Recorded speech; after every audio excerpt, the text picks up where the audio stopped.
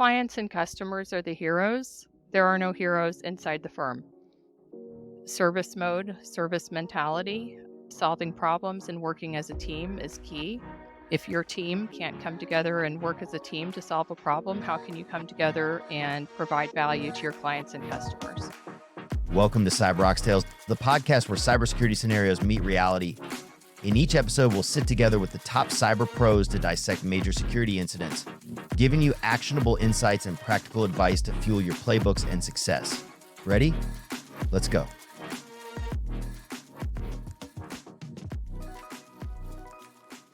I'm Neatsun Ziv. I will be the host today of Oxtales.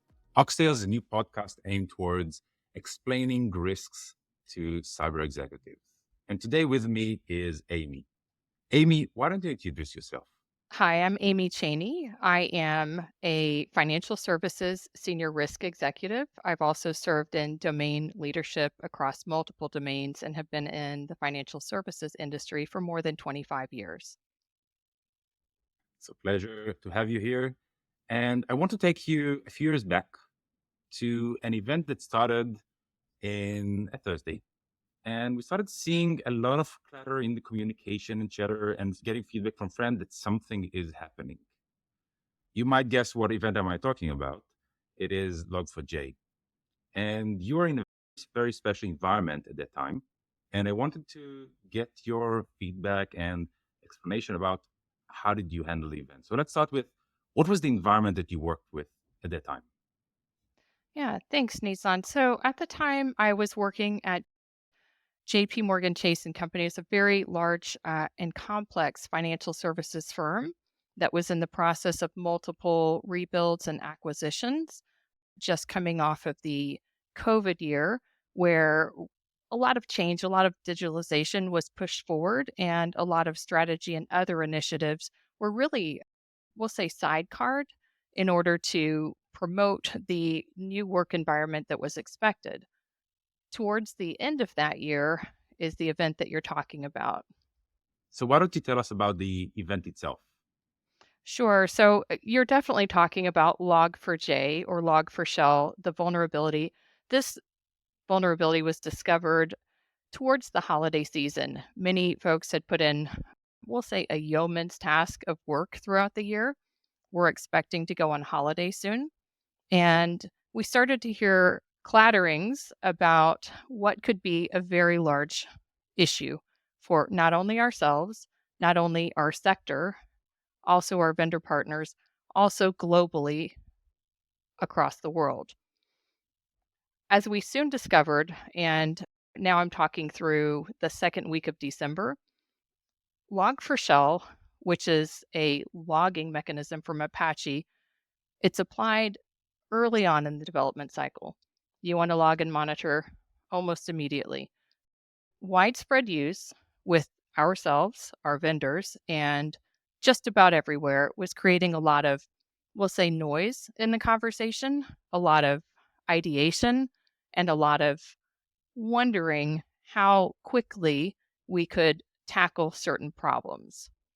So just to give a little bit of background on Log4j or Log4Shell, the vulnerability, the first vulnerability discovered was Java related.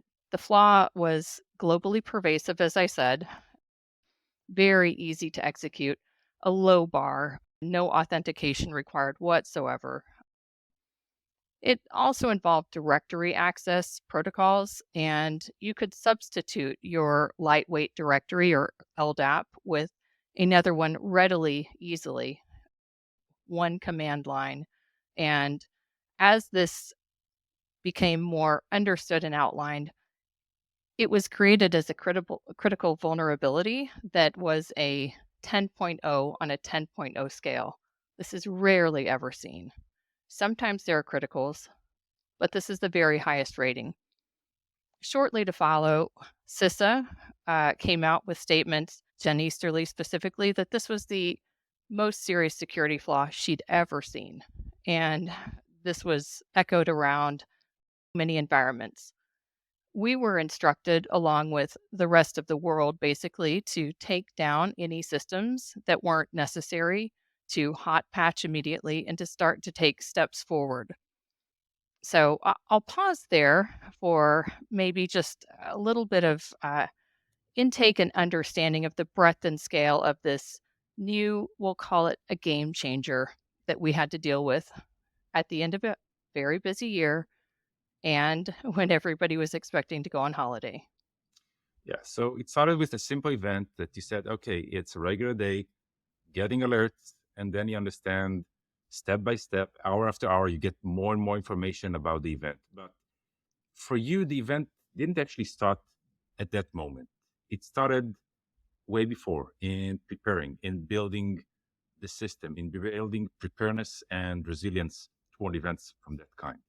Before we go into how did you build the team towards that position, I want to take you to the event and say, okay, you got information, you're starting to get all the feedback, and you understand that something is going to take over the weekend and even more than that. How did you react at that time? Yes, correct. Definitely taking over the weekend that evening. Most of the foreseeable future in the month of December and possibly forward. The fortunate, we'll say, situation with a company like JPMorgan Chase or any globally operating company is there is a bit of a follow the sun policy. There are people available in all time zones and in all global regions. We did lean on that heavily, but inventory was absolutely key. So Mhm. when you say inventory, what you actually mean is you need to understand where does this new vulnerability is going to meet you. Is it in one system or is it hundreds of systems across your entire portfolio? We'll say broaden the concept of inventory. Most folks are familiar with a CMDB or a configuration management database, an asset inventory, a listing of endpoints, these different types of systems. It's easy to then index and say, do we have Java versus .NET versus other operating systems, languages, and so forth? That's table stakes for a lot of companies, larger companies, healthcare, financial services. But to specifically see which applications are using that particular logging mechanism versus other available Apache logging mechanisms that even are compatible with Java or other versions of it is a layer or two deeper than what we might have always had recorded. Beyond that, banking relies heavily on third and fourth parties and partnerships and lots of other companies in a highly matrixed, highly networked manner to where even if you can contain certain areas that are known, there is still surveying and inventorying and understanding your broader environment. So this means you've got only control over part of your real assets for your system to operate. Yes, true. But just to speak to that concept of control, there is a lot of foresight in terms of the security posture for banks, financial services, particularly. Almost everything that we do and that we have would, I use the word rate, will rate very highly in terms of sensitivity, confidentiality, whether it's corporate confidential, whether it's personally identifiable information, because it's banks and financial services, institutional banking, et cetera. We already have a very strong security posture where vendors, third parties are meant to be as adherent or more adherent to the security standards we put out there. At the same time, we also work with a lot of companies that uh, may patch and execute certain changes that degrade their environments in between assessments, in between knowledge points, so to speak. And so being sure, being contractually sound, being compliant on a test of 6 months ago or 1 year ago or something to that effect is not the same as real-time data-driven knowledge, and, therein lies a lot of information proofing. Okay, so let's go back to the event itself. You have assets, you've got an understanding that this is the situation. What's next for you? So, a couple of things. One is really looking into what can we contain, close off, or limit. Where should we make those choices? Those would be immediate choices where we might feel that we are more vulnerable, no pun intended, to a vulnerability, or may likely have more difficulty. And that might be a system that has brittle architecture components, that might have data flows that weren't fully mapped out, might be new acquisition territory that was in the process of transitioning. However, we still own it. Things like that, as well as vendor networks, third party, fourth party. And you can imagine externally that you might have a lot of competition for those conversations. So, ferreting through that, ensuring that war room type discussions are set up across all business units, information is being properly disseminated internally as well as externally with the right prioritization, with no single point of failure components are all very important steps. Those were the first steps taken, as well as just understanding what needed to be done, how to start to fix, how to start to lead the environment in a harmonized way versus a chaotic way. Okay, so who do you call into this war room?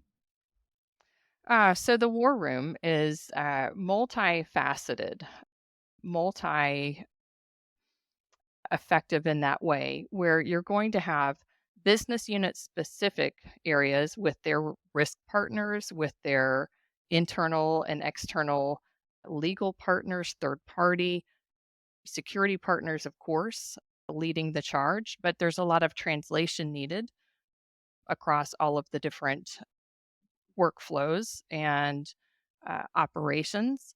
And all of those different, we'll say, business specific, security run and security based tenants, like a hub and spoke, would centralize into that hub.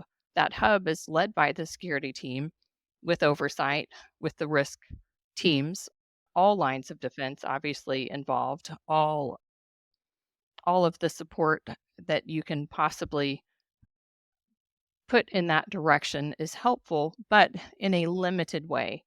Right people, getting the right information to drive the right actions with the right empowerment and authority versus just mass, we'll say, conference calls and chaos. So, to limit and manage that, it's a daily drumbeat.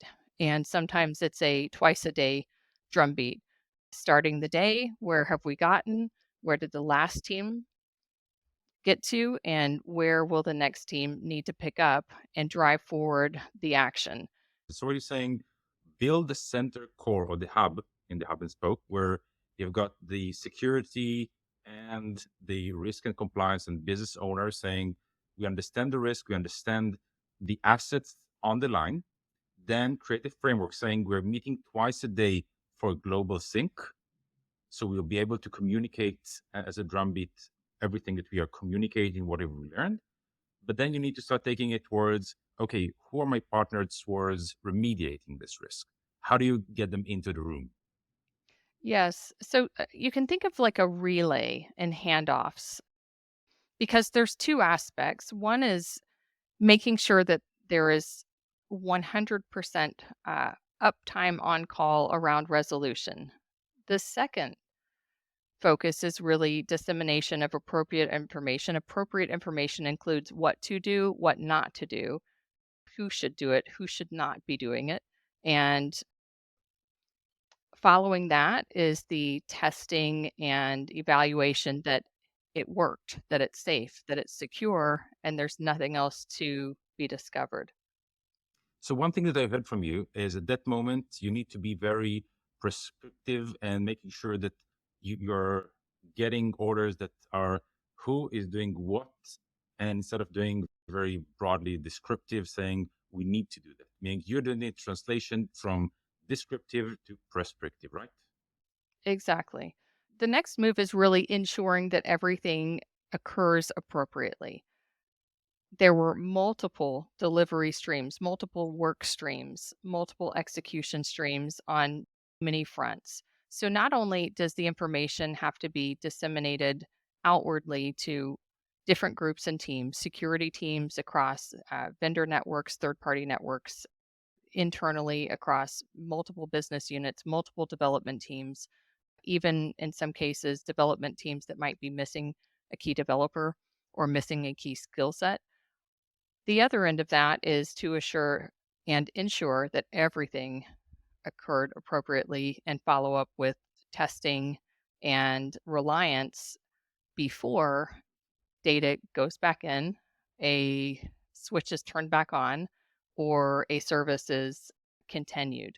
And this high level of orchestration in the similar hub and spoke model is an echoing out and back in and out and back in to continue to build the case and build the case.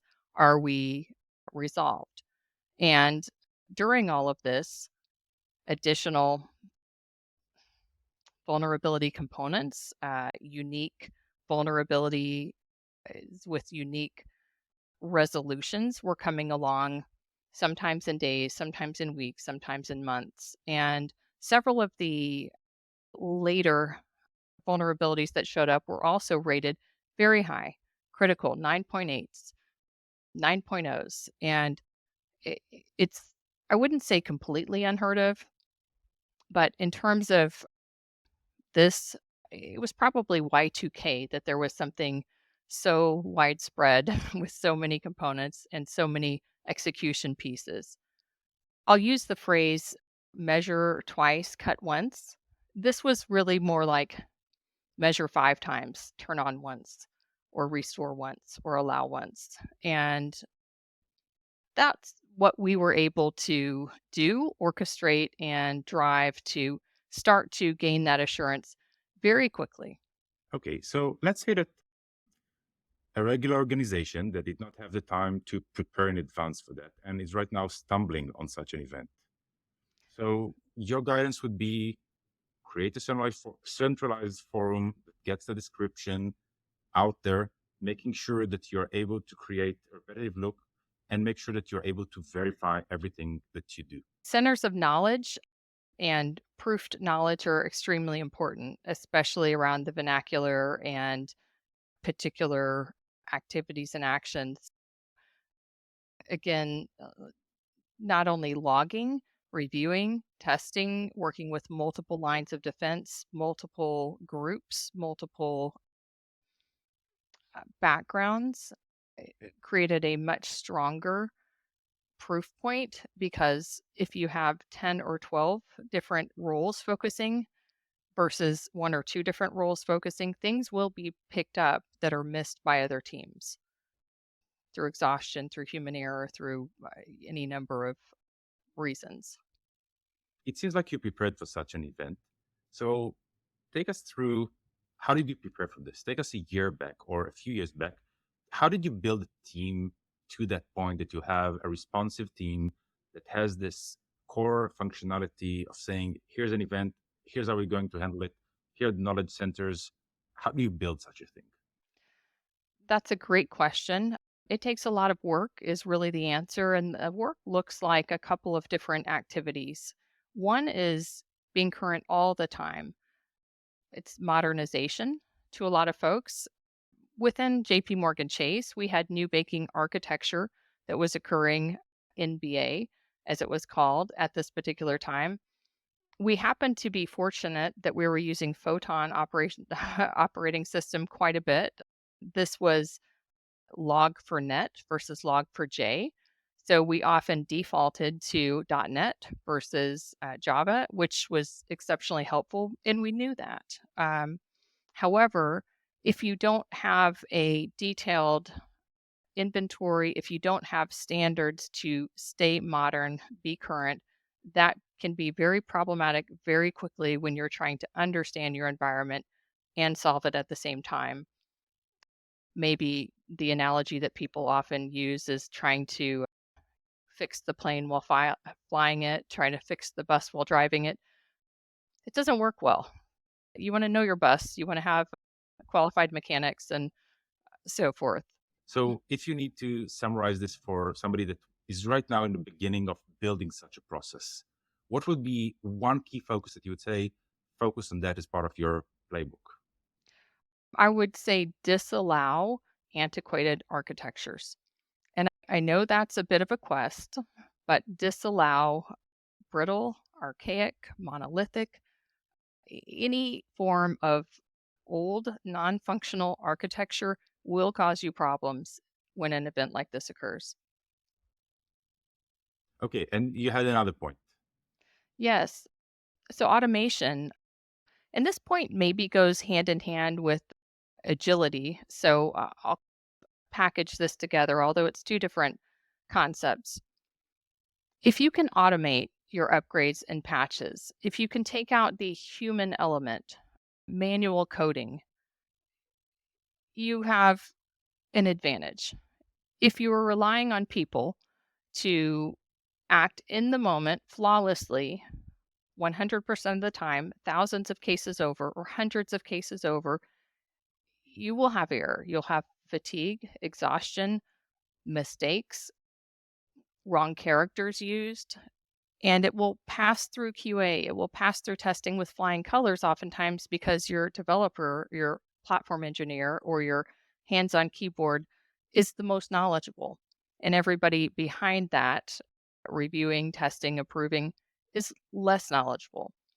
So the more you can automate in blocks, the more you can rely on scans, real time environment knowledge, and push based on data driven models, you're miles ahead of the game. And it's actually not overly difficult or expensive. It's really more of a paradigm shift. If I'm asking you right now, give us the simple playbook and let's tie into it everything that we talked about. And I heard a few, I would say, major points that needs to go into this playbook, including make sure that you've got inventory, make sure that you practice war tables to tabletops, make sure that you've got a process to verify things, make sure you've got the architecture, which is an amazing idea that security needs to be involved in the process of designing an architecture so it won't be fragile and monolithic and have a single point of failure.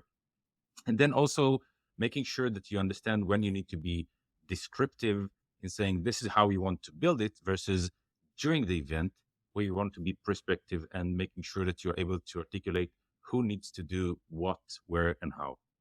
Did I capture that right? Yes, Neatsun, to summarize and build on that point, I would say modernization, being current all the time, is extremely important. Automation of upgrades and patches and not relying on humans to execute within a time box under perhaps stress and fatigue or added pressure, but using data driven models is extremely important.